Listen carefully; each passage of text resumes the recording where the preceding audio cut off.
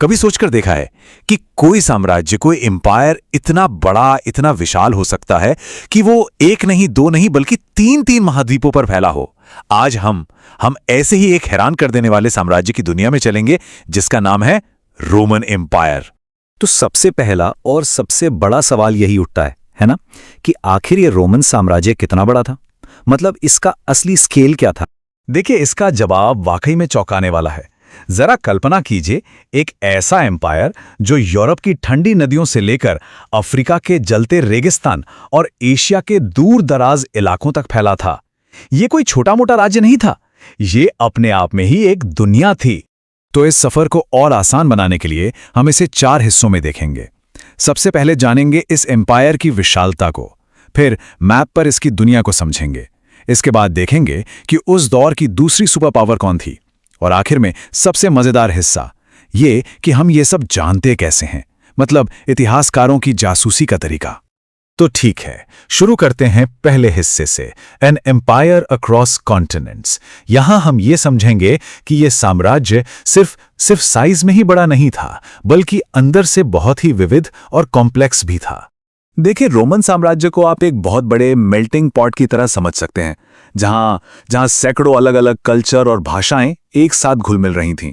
और एक बहुत ही इंटरेस्टिंग बात, उस दौर में भी रोमन महिलाओं को काफी मजबूत कानूनी अधिकार थे। जी हां, वो प्रॉपर्टी रख सकती थीं, अपना बिजनेस चला सकती थीं। लेकिन सिक्के का दूसरा पहलू भी था। इस पूरे शानदार साम्राज्य की अर्थव्यवस्था गुलामों की मेहनत पर टिकी थी। और यह साम्राज्य इतना मजबूत था कि जब इसका पश्चिमी हिस्सा खत्म हो गया, उसके बाद भी इसका पूर्वी हिस्सा, जिसे हम बाइजेंटाइन एम्पायर के नाम से जानते हैं, वो अगले 1000 साल तक फलता फूलता रहा। सोचिए जरा। चलिए, अब आते हैं दूसरे हिस्से पर, मैपिंग द रोमन वर्ल्ड। अब बातों से आगे बढ़कर जरा नक्शे पर देखते हैं कि ये दुनिया असल में दिखती कैसी थी। ये रहा वो नक्शा, जरा ध्यान से देखिए। उत्तर में आज के ब्रिटेन से लेकर दक्षिण में मिस्र तक, पश्चिम में स्पेन से लेकर पूरब में सीरिया तक। ये सिर्फ एक जमीन का टुकड़ा नहीं था, ये करोड़ों लोगों का घर था। एक पल के लिए बस इसके फैलाव को महसूस कीजिए। इस विशाल साम्राज्य की सीमाएं काफी हद तक कुदरत ने ही तय कर दी थीं।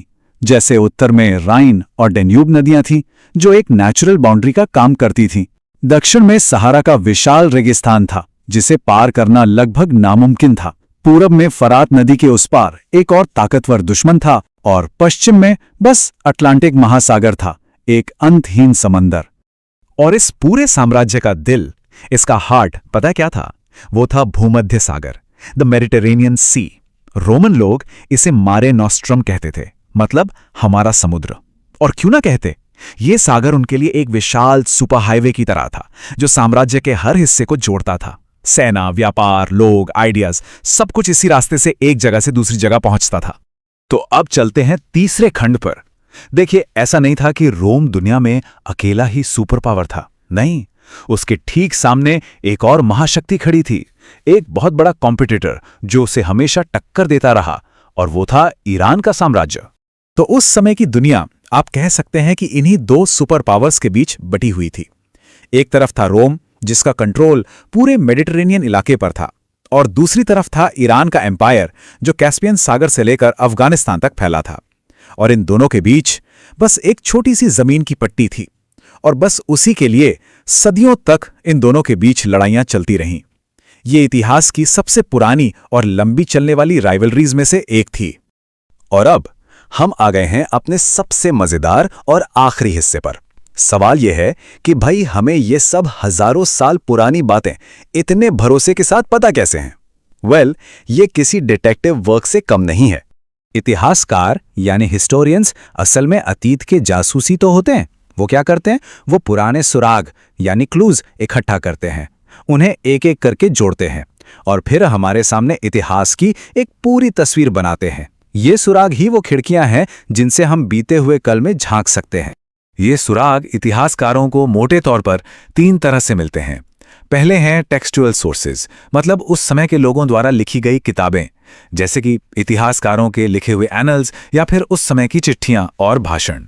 दूसरे हैं डॉक्यूमेंट्री सोर्सेज, यानी ऑफिशियल रिकॉर्ड्स, जैसे पत्थर पर लिखी कोई घोषणा या फिर पेपायरस पर लिखा कोई कॉन्ट्रैक्ट।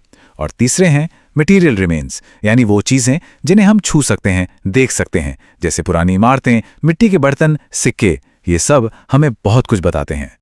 यहाँ एक और खास तरह के जासूसों की बात करनी होगी। इन्हें कहते हैं पपायरोलॉजिस्ट्स। ये वो एक्सपर्ट्स होते हैं जो पपायरस नाम के एक खास कागज पर लिखे हजारों डॉक्यूमेंट्स को पढ़ते हैं और समझते हैं। और ये बहुत जरूरी है क्योंकि इन्हीं में हमें आम लोगों की चिट्ठियां, उनके हिसाब किताब, उनके कॉन्ट्रैक्ट्स मिलते हैं। मतलब हमें ये पता चलता है कि उस जमाने में आम आदमी की जिंदगी कैसी थी। तो सबसे जरूरी बात यह समझनी है कि कोई भी एक सोर्स, कोई भी एक सुराग हमें पूरी कहानी नहीं बताता। ये सब एक बड़े से पजल के टुकड़ों की तरह हैं और इन सभी टुकड़ों को जोड़कर एक पूरी तस्वीर बनाना, यही तो एक इतिहासकार का असली स्किल है। इसीलिए कहते हैं कि हिस्ट्री सिर्फ फैक्ट्स का कलेक्शन नहीं है, बल्कि उन फैक्ट्स को समझने और समझाने की एक कला है। और जाते जाते मैं एक सवाल आपके लिए छोड़ रहा हूं। जरा सोचिए, आज जो हम हैं, हमारी इमारतें, हमारी किताबें, अरे हमारे स्मार्टफोन्स में जो डेटा है, आज से 1000 साल बाद भविष्य के हिस्टोरियंस को ये सब हमारे बारे में क्या कहानी बताएगा? अगर इतिहास की इस खोजबीन में हमारे साथ मजा आया हो तो इस ज्ञान के सफर को दूसरों तक भी पहुंचाइए। इसे लाइक और शेयर कीजिए ताकि और लोग भी इस खोज का हिस्सा बन सकें। और इतिहास के ऐसे ही और दिलचस्प सफर पर चलने के लिए पीके ट्यूटोरियल को सब्सक्राइब करना ना भूलें, क्योंकि ज्ञान बांटने से ही तो बढ़ता है।